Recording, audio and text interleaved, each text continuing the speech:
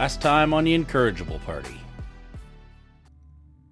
Hidden from sight, but still needing to keep quiet, the party sets up their normal watches for the night ahead of them in Falzarin's conjured tiny hut.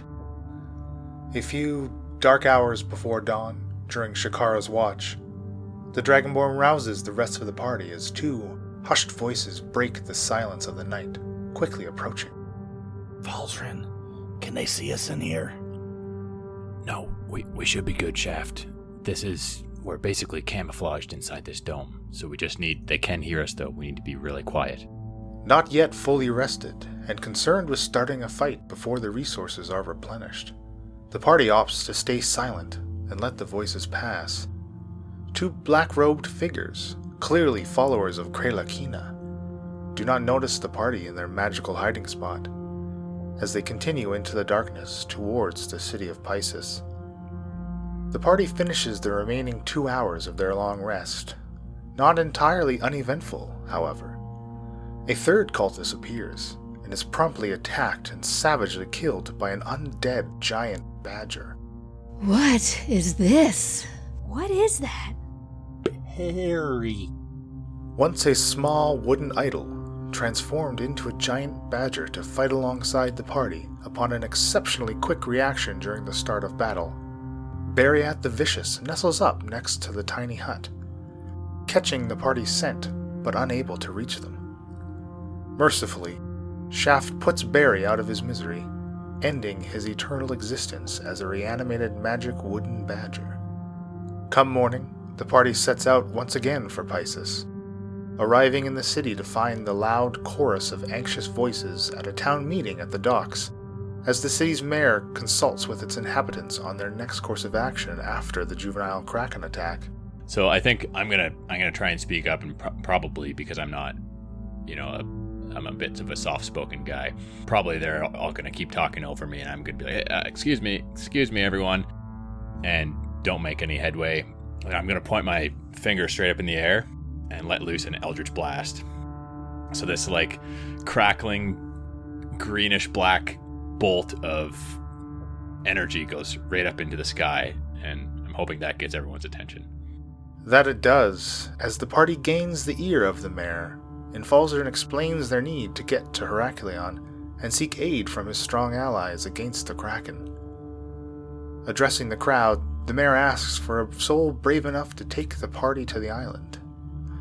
I be taking them to Heracleon.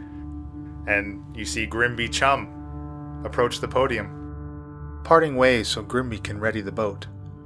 The party discovers Campbell the Alchemist, excitedly waving at them in the crowd, and he agrees to help them in any way he can before they set out for their journey. And now, back to the adventure. You're too kind, Campbell. We are very grateful for your service and for your friendship. I'm gonna try to look at his neck. Do I see any gills? His neck appears to be gill-free, from what you can see of it. Yeah. Well, I mean, are you guys actually concerned that Campbell is not what he seems? I mean, you could roll some insights on him if you would so choose. No. Shakara is 100% on Campbell's side. Mia's not concerned, but Mia would like to ask specifically, Campbell, do you have any potions of greater healing or superior healing? Something a little bit stronger. I need to be supporting my group. Of course. I believe I have the stock for some of them, yes. I will compensate you appropriately. No, please.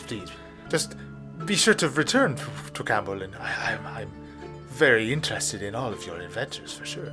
Sure, I'll trade a story, but money is not an object, Campbell. Don't worry about that. If you have to buy some things so that my friends and I can get superior healing, go ahead and buy them. I will compensate you.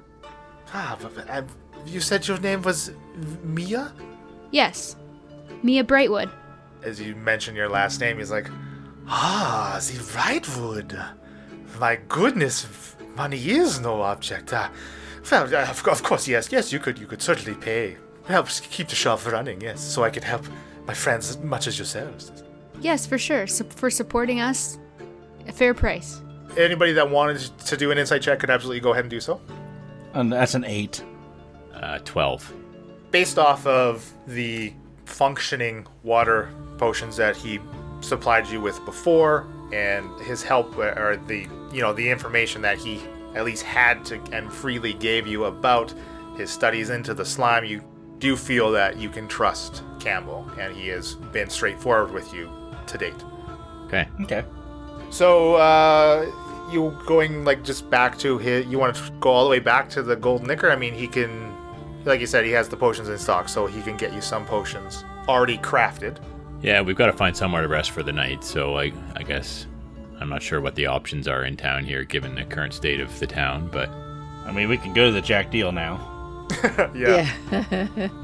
Bryn's not around to be banned anymore. Oh, that's true. What potions does he have currently? So he certainly has the common, he certainly has a common potion for each of you, which is the base one, but he does have 2 greater healing potions he can give to the party. So the commons are, as a reminder, 2d4 plus 2, so he gives you 4 of those, and the greater healing are 4d4 plus 4. And Mia, I'm not sure what kind of compensation you want to give him. Whatever seems like he'd be happy to have, but not he already kind of offered them, so whatever. Mia, I think you should have this because, you're paying for it and all. And I give her a wink. And you give me the potion of greater? Oh, I don't give it to you. I just say you should take it. And, thank you. I mean, Shakara, you're someone who typically gets up and right toe-to-toe in battle, right? Yes. Maybe you should take the other. Thank you. I will kindly take that. I try to stay out of trouble as much as possible, so hopefully I won't be in need of a lot of healing. And you still have a few in your bag, I do, yes. If you need healing, I am a skilled healer. That's why I'm coming with you. Yeah, I think it makes the most sense to keep you two in tip-top shape so you can help us out. I do, Campbell, have a private question to ask you. If you don't mind. I don't want the others to hear. Not at all. So Campbell pulls you into his back room. Excuse us for 1 second as he talks to Shaft and Shakara and Brendel or Falzern. I don't mean to make you uncomfortable. I'm just curious about any potions that might make... How do I say this? Might make me more brave. I'm feeling really nervous about this Kraken. I gave it the hardest, the most damage I could give it, and it did nothing. So Leland, I was just Googling potions of healing, and I saw potion of heroism, and I thought that it would be kind of cool. Sure. Okay. For 1 hour, I get 10 temporary hit points. So I was maybe when I have the money, I would ask for something like that. I'm actually trying to play Mia pretty nervous and daunted at the task that the thing didn't get touched by 40 points of damage, right? That totally makes sense, yeah. Absolutely, he does have one in stock that he can offer you, for sure. Okay, so I'll pay him whatever. I think I have 150 gold, so whatever you decided. So, I would say it probably runs the price of a standard healing potion, which is 50 gold. Okay. And then if I was paying for the greater potions, how much is that? Well, they're all my money. They're 200 each, but he wouldn't charge you 200 each. Okay. Yeah. I mean, he's happy to accept whatever you will, you graciously offer him, because again, he wants to help you guys. So. All right, Campbell, here you go. Thank you. And I give him for the potions of greater healing and the other potions that he said he didn't want money. I'll give him 100 gold. Okay, 100 total. 150 total. Well, I shall get to work on your water-breathing potions and should have them ready for you for tonight. Thank you very much. Did you say water-breathing potions? Yeah. Yeah, Falzern asked for him. Oh, I didn't. I thought I was wait, that was a couple visits ago. Yeah, we're 10 episodes ago. What's happening? We're about to sail across a kraken-infested sea here. I want us to be able to breathe underwater if need be. So you guys are free to find any lodging you need for the night and kind of just wait, I guess, for the morning. Yeah, I think we'll head back to the Jack Deal, get something to eat, listen to see if there's any anything being talked about, any stories or anything that raises our attention throughout the bar, the tavern, to see if anything of good information might pop up. Yeah, and by the time you get back to the Jack Deal, of course, now this kind of town's meeting is over, and it's back to being crowded, and really all the talk is, of course, of the Kraken. And you do see Tolstoff in the Jack Deal now. He's surfaced himself, and you see he doesn't have quite the crowd that he had gathered originally when he claims to have defeated the Infinite Storm and monikered himself the Infinite Hero. But there are still certainly people that are, hanging on every word of his story as he's kind of recounting how he aided in the Kraken attack. And it's like, oh, you should have seen the raging flames of the fire and the lightning strike the crackle of it. Tolstoff! I jump up on the bar. Thank God you're here! We're headed out to kill the Kraken tomorrow, and someone like you would be a great person to have along with us. Come join us! Yeah, you interrupt him like mid-sentence as he cuts off, and you see that he recognizes you. And he says, oh, well, that sounds like quite the adventure. But I believe my services are much more suited for protecting the city itself, I'm afraid. What's more important than joining us to kill the Kraken? Well, I do not need all of the glory, my friend. Oh, you can have it. The person who just got rid of the Infinite Storm is the one we must have with us. I agree. It would be great to have you. Tolstoff, come with us. Cheers. Good job. Shaft, you roll a persuasion check with advantage, please. Persuasion, that would be at 18. That is a very good persuasion. So everyone in this bar, especially it starts with the people immediately sitting around him. You see them start Tolstoff. Yes, exactly. Tolstoff hammering the table and cheering, "Infinite hero, infinite hero!" And you see Tolstoff looking around and Sweating a little bit. almost imperceptible bead of sweat down his forehead and trying to drip down the side of his face. It's like, oh well. When are you setting out, my friend? In the morning. You can stay with us tonight, so we can get off bright and early together. Oh, well, of course. The Infinite Hero goes where the Infinite Hero is needed. Are you staying here at the Jack Deal? Oh, yes. Well, then, we can reconvene in the morning. Perhaps I should slow down on the drink, then, and retire early.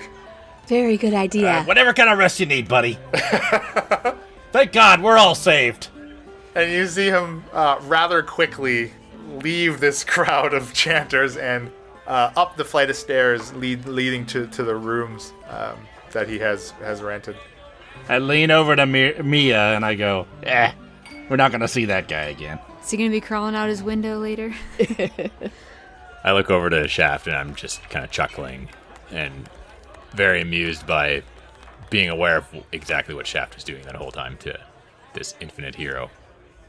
I saw him in the town earlier. Shakara gave me the heads up. Okay, I don't think there's really much we need to do other than drink and... Shepherd's pie. Oh yeah, we gotta... You've already had this particular shepherd's pie, but I hear there's a new chef, Chef Boyardi, who now works there. Came up with a whole new... Yes, I would hate to pass up. Shepherd's pie. I would hate to pass up on an opportunity to try a new shepherd's pie. And you guys can enjoy the evening, reveling in the merriment of Chef Boyardi, and consuming any beverages that you may so choose to do, and can of course rent a room here for the night for the low price of 1 gold a room. Oh boy. You mean 1 silver? So if there's nothing else you guys want to do at night, just kind of ready to retire and get on to the next morning? Yeah. Yeah. I think we would want to rest. I'm as Falzarin is becoming more and more of a little bit paranoid and less trusting, I think I'm going to use some of the skills that Gozer taught me to maybe set some booby traps or try and secure my room a little bit. Gozer would be so proud. Yeah. I do want to take a few minutes while we're sitting at the bar and ask Mia. So, you said Brightwood. Yes. Well, tell me a little more about your where you're from. I've been there before, but it's a smaller, little uppity type of place, isn't it? A lumpity? Uppity, like well-to-do people. Yeah, the town of Berwick does okay. We're a small village. We're a very close-knit community. Like I said, my family is very central part of that community, being responsible for the Temple of Thor. What do you want to know?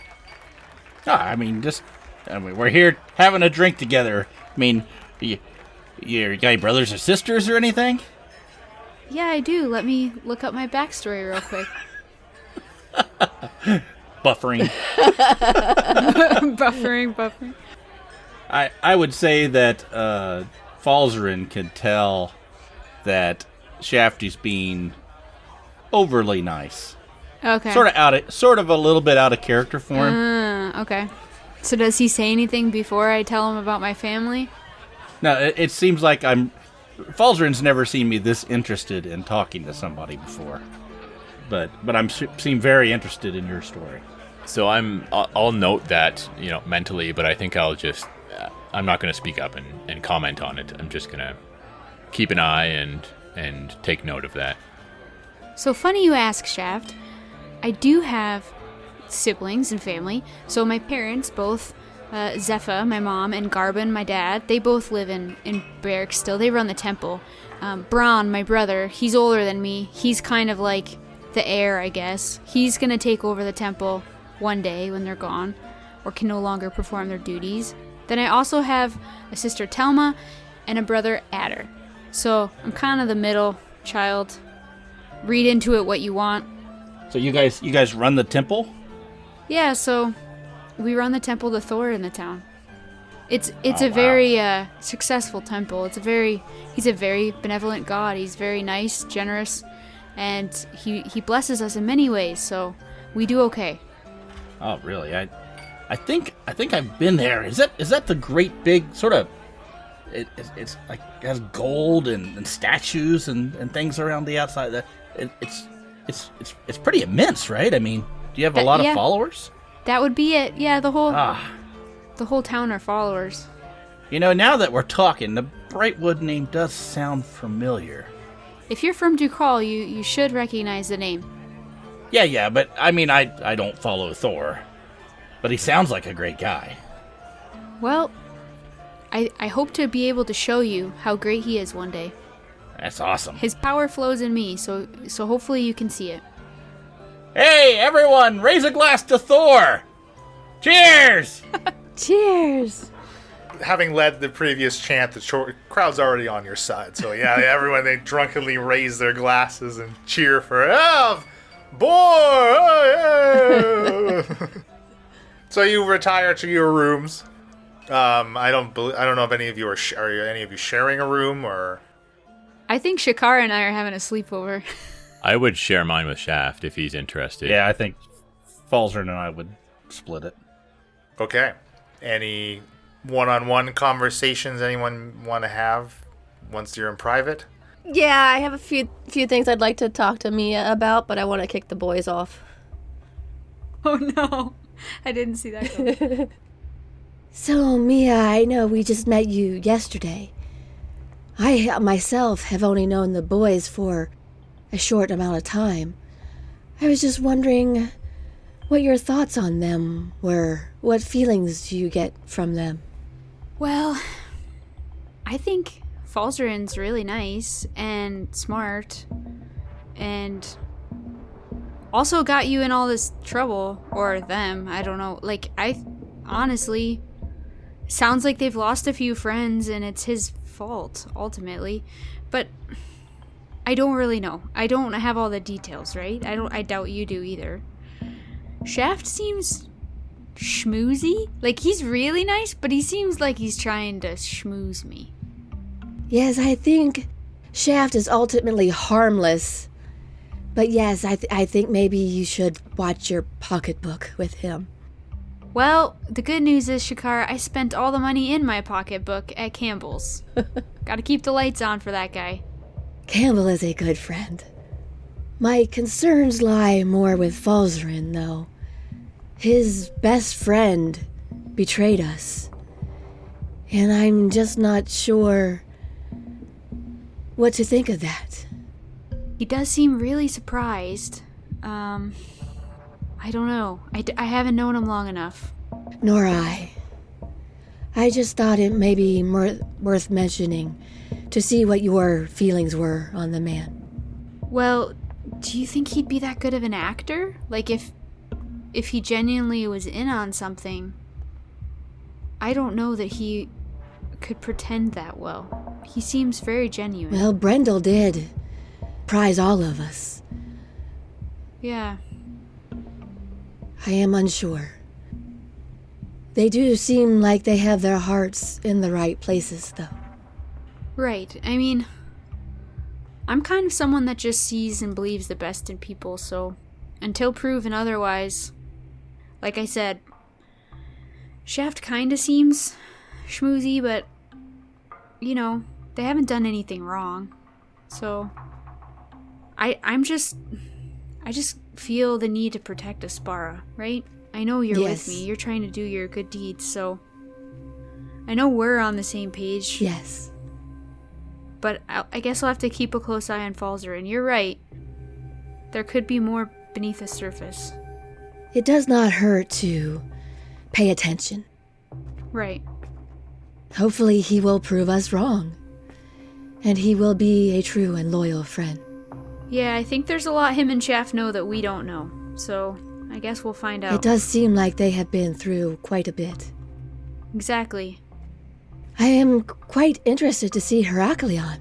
I have never been across the sea to the island. I haven't either. I was just thinking that. I can hardly sleep. I'm kind of excited.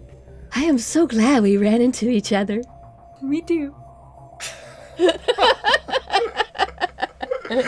And you go to sleep. And Roll over, good night. Jesus. Bye.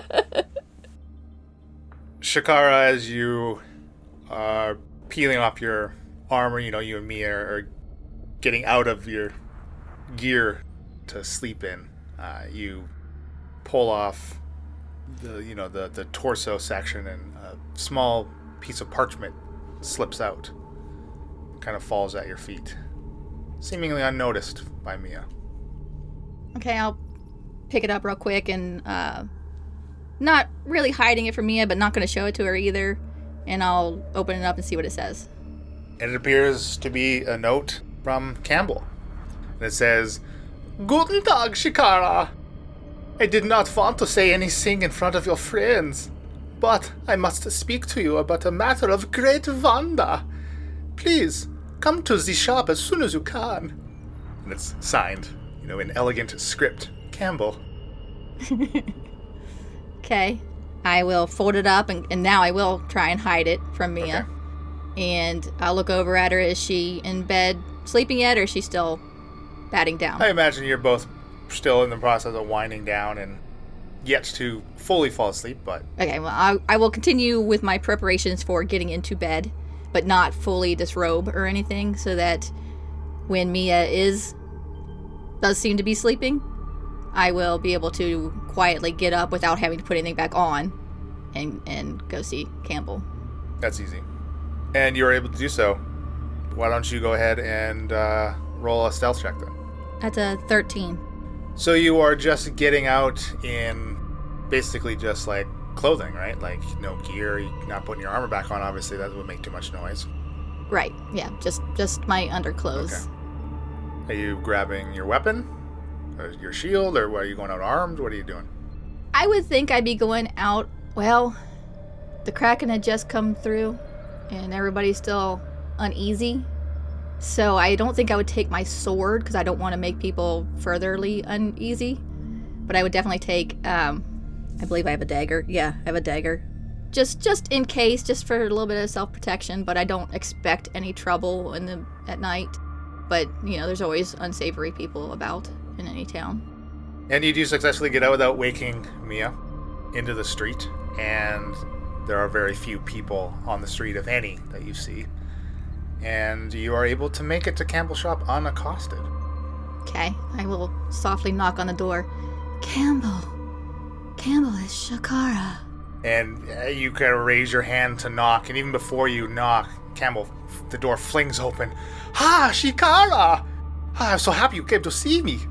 Please, come in. I got your note. Ah, yes, good. I have much to discuss with you." And he ushers you in and closes the door and locks it behind you. "Yesterday morning, the day of the Kraken attack, I received a knock at my shop door, and when I opened it, there was no one there. But I did, however, find a box." And he kind of shuffles around back behind his counter and grabs something that seems to be kind of heavy for him a little bit and heaves it up onto the counter.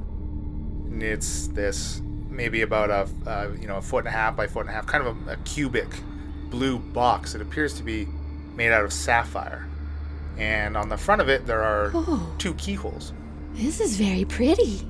Ah, yes, it's quite interesting. Like I said, there was no one there, and I took it into my shop, and I noticed attached to the top was a rolled up parchment, and unfurling it, inside there was 2 keys, and I think, this is quite peculiar, and he again lowers a hand like behind the counter and pulls up, holding 2 blue, also seemingly made of sapphire keys, and one had my name on it, and the other with yours. Oh, that's very curious and exciting. Yes. When I touched my key, I felt like I needed to open the box, and so I did. And when I did, there was nothing inside. All that happened was, it's like a strange whisper in my mind that I needed to get you here and show you this box. Is concerning. I don't know. I am quite curious, Shikara.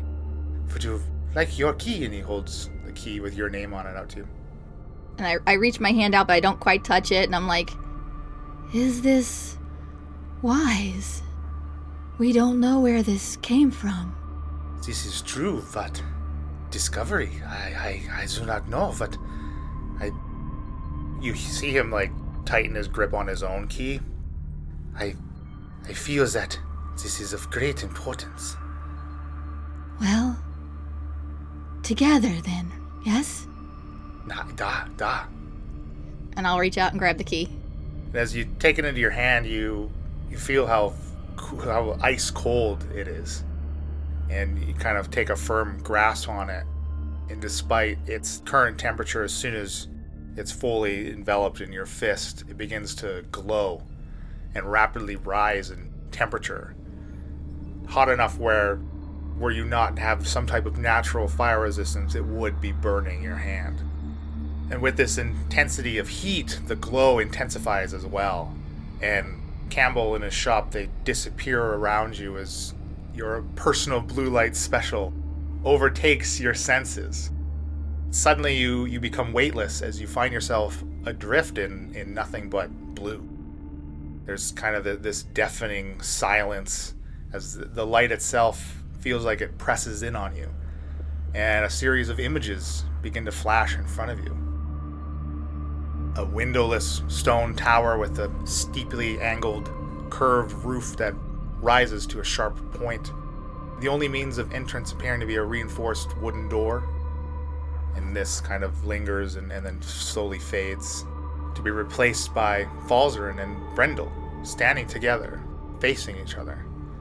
They're smiling, as longtime friends would do, as they embrace. And as they do so, both of their features morph into the now familiar-looking tentacle hair and forearm fins with gaping, needle-teeth maw of the deep scion. And they too fade. Standing before you now, the third image is your Uncle Vanette in the condition in which you last saw his body. His once shimmering, coppery scales, and now that dull and faded, muted color, patches of them having fallen off to reveal rotten skin beneath. His mouth opens and he breathes a gout of amorphous black flame at you. The blue light that surrounds you, it seems to harden and take full physical form, creating this translucent wall in front of you, protecting you from your uncle's flames. And expelling the last of his breath weapon, the light wall, it forms a new shape now. It forms a copy of you, this ghostly blue apparition. And though it's completely comprised of light, it does hold a metallic object in his hand. It holds a small brand.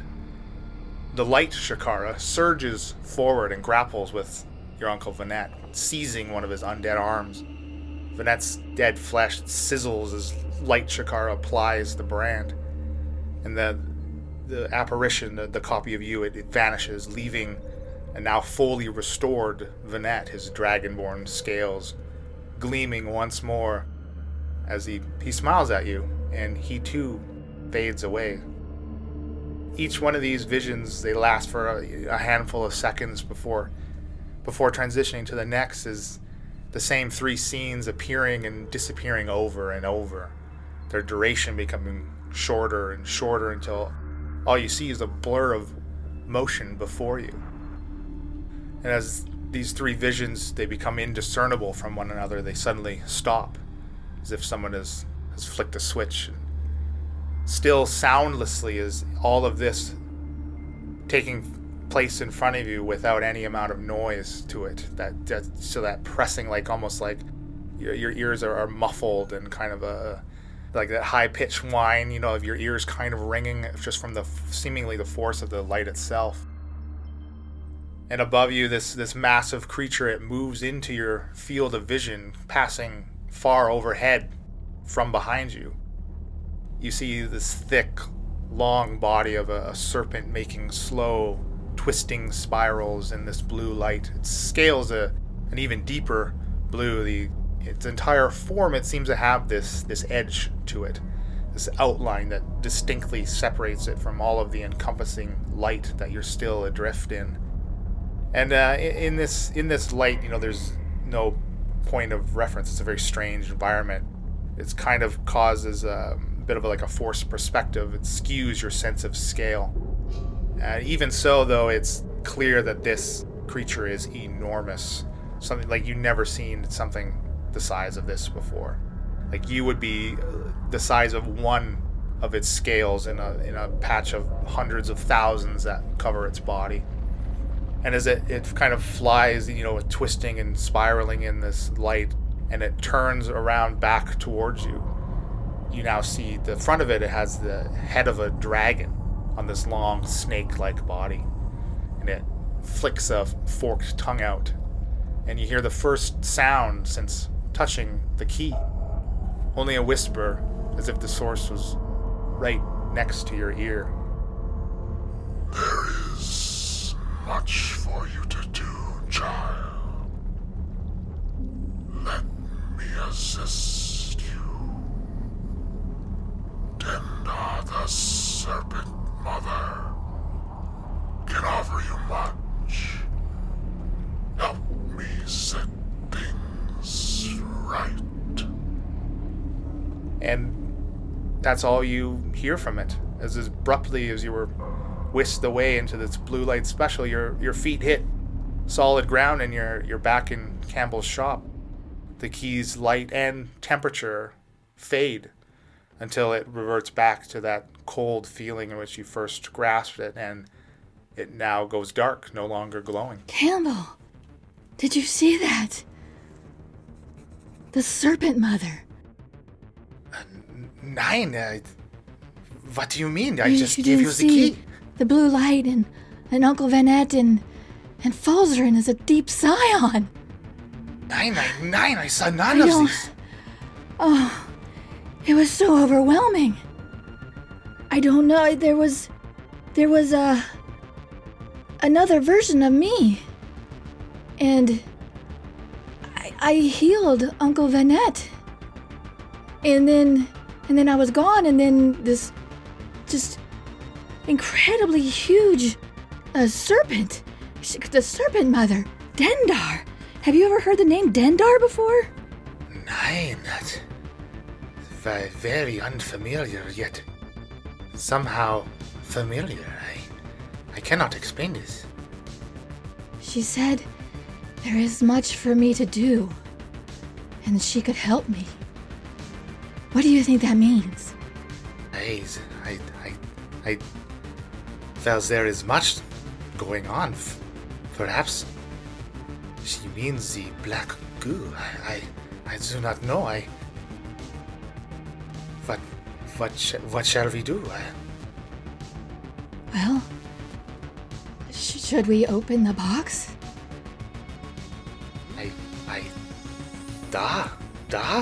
Yeah. Do we trust this serpent? Neither of us have heard of this before. This might be a path that we cannot return from. Well, it sounds like she wants to help. I do not know. Do I even believe that Falsey? That he's a deep scion? He was with Brendel, and Brendel we know was. If that turns out to be true, then this power, perhaps you need it. We need it. Yes, that is a good point. How would we know? How would we know if he is a deep scion? I do not know much about these deep scions, but perhaps we can research a little bit more. I think that would be most wise. Okay. Open the box then? Yes. Da. So I'll put my key in, and I'll turn it.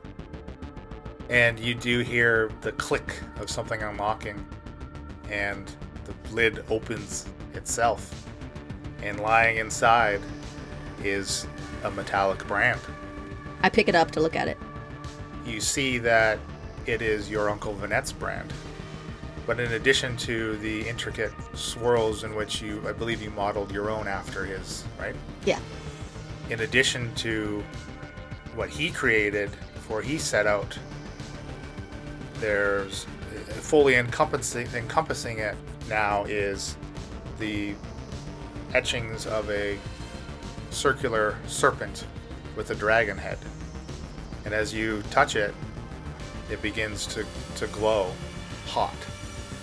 And it, starts as if you would heat up your own brand to apply your markings. This red, orangey color, and it quickly gets hotter and hotter and turns to a blue. Does it burn me, or can I still hold it? You can still hold it. I'm just gonna stare at it, and I'll be like, Campbell, this is the serpent mother. Well, what do we do? Do we apply it? I don't know. It is hot. Like I would do before branding myself. I will, on the other arm, I put the 4 brands on my left arm. Right. On my right arm, I will apply it. As you press it, much like your own, it leaves this marking. As you pull it back, instead of the modeled kind of scar tissue-y burn mark of which your brand applies, it applies the skin itself. Your skin turns blue around where the markings are, and you feel like kind of through your body like this ripple, almost like a shudder. Like you get goose pimples kind of over across your whole body, but it feels good. And as you pull it back, you see that it is still hot and still glowing blue. Campbell, still clutching his own key, he kind of rolls up a sleeve of the same arm in which you applied it. Sticks it out to you. We are in this together, my friend. I will brand you as I have done myself. Seal our fates together. And I put it on the same spot on his arm as it is on my arm. I do not know how you do this. He's not used to burning his own flesh, so. And you again the same bluish skin coloration from his mark, and you see him. His body kind of ripples. That feels so different. And as you pull the brand back, the box on the lid slams shut, and you hear the lock engage again. Oh my. Okay. Well, now we're doing something. And again, the each of the keyholes, they begin to glow, in addition to both of your keys now. Well, now what? This is very, very strange. Did the box lock again? I don't know. Do you feel different? I feel quite strange, yes. Maybe we need to lock it? Well, would you like me to try? Is there enough space so we could do it at the same time? Not really. They're like the holes are like side by side. It's not like, okay. Two like arming stations like 10 feet away. Yeah. Okay, so. Yes, since you went first last time, mayhaps you should go first again. That. Okay.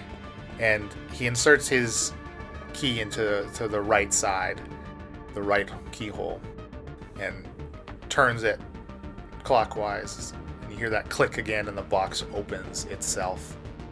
And now inside, he reaches in and he pulls out this long-stemmed plant with 2 bloomed flowers on it. And each flower has 6 slender, long petals. He sets it on the counter, reaches in again and pulls out a vial of the black slime. This is very curious. Oh, one more. Again goes back into the box and pulls up a sapphire mortar and pestle. Well, this is very interesting. I got my samples that I needed. The flower that he pulled out, is that the bloom that we were looking for at one point in time? Does look very similar to the sketch in which Rugar made for you. I'm going to point to that. I'm like, that is something we have yet to search for. Someone was looking for those. My word, I do believe you mentioned this flower before to me. I did not know what it was at the time. Why were you searching for it? We ran into a dwarf who said this flower has very magical properties. Snow bloom, I believe he called it. Oh, and you see him grab a scrap of parchment and a quill and start making some notations. Magical properties, you say? Well, this could come in very, very handy with my research. Yes, I believe so. Although, he was going to use it in ale. Well, perhaps it has more than one purpose. I don't know. Ale is pretty nice. Well, if my experimentations do not work out, well, perhaps this serpent mother is trying to get me to pursue a new calling. Mayhaps. And the box, again, slams shut, and you hear that click of the lock engage once more. And the keyhole in which Campbell inserted his sapphire key, it closes over. No longer there. Just as if it was always the flush sapphire material. And his key ceases to glow, while yours and your keyhole still remain glowing. I suppose it is my turn once again. And I'll slowly put my key in and turn it. the second time you're using your key, as you turn it, you feel that same kind of goose pimply power. It kind of flows through you and into this key, into the box. It clicks open and opens itself again. And inside, for you, there are also 3 items. First of which, reaching in, you pick up a small metallic cube with arcane runes etched into it. So I'll pull that out and I'll be like, this is an odd thing. Have you seen one of these? Nein. Those etchings are very interesting. And, as you hold it in your hand, it, this blue kind of shimmer passes across its metallic surface. And the second item you pull out of the box is a carved sapphire ring. The band is the body of the serpent and of the serpent mother and its dragon head with this open mouth. It sits where a jewel would normally be set on a ring. And the third item, you reach in and pull out a smaller metallic case. It's cast from lead. So it's roughly 6 inches long and about 4 inches deep and stands 4 inches high. Opening it does seem to be empty. Oh, it's empty. Well, perhaps you are meant to put something inside. I don't know what. I don't believe I have anything that size. Very curious. Is there anything else in the box? I don't believe so. And as you take one last look at the lid slam shut again, and your keyhole also smooths over, and the gap in between the lid and the main body of this box also smooth over, and it just becomes this cube of sapphire. Well, I guess that is all we were meant to have. Well, perhaps it is all that we need. But what do we do with them? Well, I know that I will get right to work. But your items are very curious. I do not think that the purpose is quite clear currently. What's that ring? Do you know what that ring is? May I inspect this ring? Yes, I'll hand it to him. That, I believe, is the Serpent Mother. This is very curious. And you see him rummage. You know what? I have just these things for you. You see him go into his back room and rummage around and comes out with a potion. Well, this should help you to figure out what this thing does. And he holds to you a potion of identify. Okay, I don't even ask what it is. I just chug it. And you pick up the ring once more, and immediately you learn its properties. This is a ring of enhanced breath weapon. Oh. So the damage of your breath weapon while wearing this ring is now increased by 2d6. And you add double your proficiency bonus to the save DC for your breath weapon. Oh, this will make my fire breath more effective. Wunderbar! Immediately I put it on. Between the potion and you now wearing it, as you slip it on, it seems to tighten around your finger to fit. Obviously not tight enough to cut off circulation, but tight enough where giving it a tug, it no longer comes off. And you just, again, very much like the shimmer that rolls through you, get a sense that this was crafted for you. And you do not need to attune to this. It does not count towards the 3 magic weapon attunement limit or anything like that.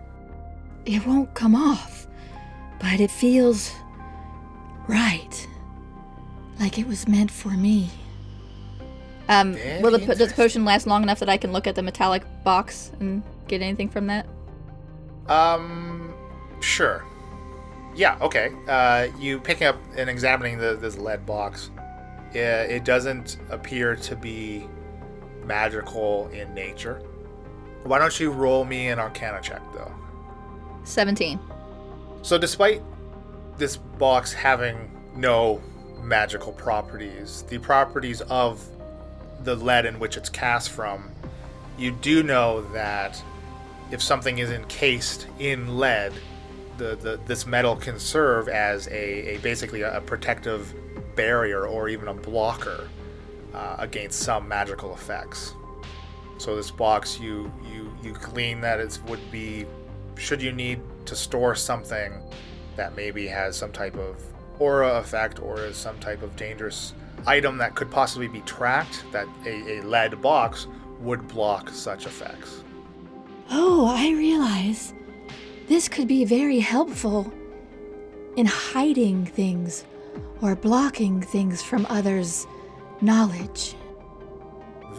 Very interesting. The potions are a very good potion. Yes, your potions are always wonderful. Well, perhaps you are supposed to procure something? Mayhaps, because I don't believe I have anything now that would need to go in there. What else did you see in your vision?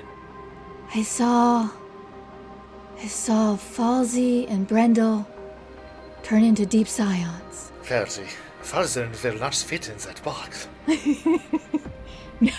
No. Not as he is now, anyway.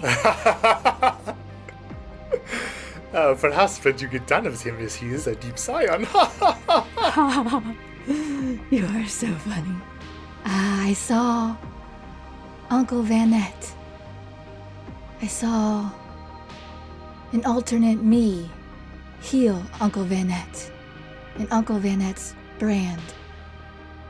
Do I still have the brand, right? You do, yes, and it has stopped glowing. Will that fit in the box? Sure. The circumference, the circumference of the design itself, but this 6-inch handle of it kind of thing. Yeah. Yeah, it certainly fits in the box. Maybe for now, I will keep this in the box. And I'll put the new brand in there. Okay. I don't know that the others need to know about this right now. Yes, well, I agree. I did not want to say anything in front of them. Especially with now your concerns about Falzarin. The wizard, he was quite close with Brendel, yes? Yes. Also, I didn't tell you before. Shaft's brother was in the cave. And one of the people that called forth the Kraken. Now, what? He did seem surprised to see Shaft. They hadn't seen each other in some time. And I believe Shaft thought he was dead. But who knows? Well, I know that a lot of things can happen in a few years' time. I do not know. I suggest that you be very wary around your compatriots, my friend. Yes, and we did just meet Mia. We know nothing about her. Da. That is a lot to take in. I am glad that I did not agree to come with you, I must say. Yes, it's probably for the best. I would hate for anything to happen to you. I believe that my purpose now from this serpent mother is here in my shop. As I believe that this goo is, despite this Kraken rising, it is still out there. Yes, and doing unspeakable things. We must learn of ways to combat it. Yes, perhaps I can find some type of counter-agent or cure for its effects. Yes, that would be most helpful. And some way to defeat the Kraken would be nice as well. I do hope that this snow bloom is the key to it all. Where do you say that this flower, do you know where it grows? What if I need more? It was somewhere in the Vargarag Mountains, on some high peak that Shaft is familiar with. My word. This Shaft character, he comes up quite a bit, is he not? He seems to be very connected to all of this. I had not thought of that. Mayhaps I need to stick around him and Falzarin to make sure they do not cause any harm. Or, alternately, to protect them, should they come out on the side of right. What if they are just pawns in some bigger game? Perhaps, what if we are now?